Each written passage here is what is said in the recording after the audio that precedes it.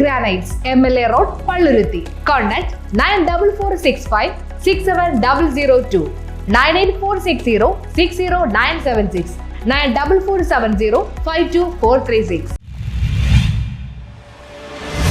ഒഡീഷ സ്വദേശിയുടെ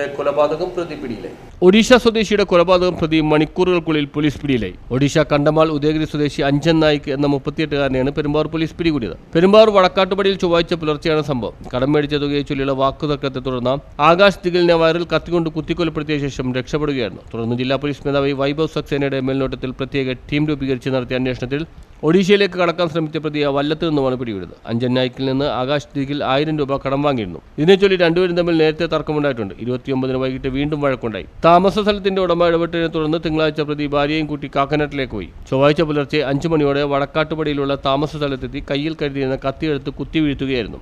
രണ്ടുപേരും 5 മുറികളുള്ള ലൈൻ കെട്ടിടത്തിൽ അടുത്തടുത്താണ് താമസിക്കുന്നത്. ആകാശ് ദിഗൽ ഇവിടെ 6 മാസമായി താമസിക്കുന്നു. അഞ്ജൻ നായിക്ക് വന്നിട്ട് 4 മാസമേ ആയിട്ടുള്ളൂ. പ്രതി കിളിക്കുളത്ത് ഹാർട്ട് പ്ലേ പ്ലൈവുഡ് കമ്പനിയിൽ മെഷീൻ ഓപ്പറേറ്ററാണ്. ആകാശ് ദിഗലിന് കണ്ടന്തറ ഭാഗത്ത് പ്ലൈവുഡ് കമ്പനിയിലാണ് ജോലി. ഇൻസ്പെക്ടർ MK രാജേഷ്, സബ് ഇൻസ്പെക്ടർമാരായ Rins M Thomas, NK Biju, ND Ando, Rejimon, ASI PA Abdul Manaf, senior CPOമാരായ Manoj Kumar, MP Zubair, TA Afsal, Benny Isaac തുടങ്ങിയവരാണ് അന്വേഷണ സംഘത്തിലുണ്ടായിരുന്നത്. News bureau, Perumbavoor.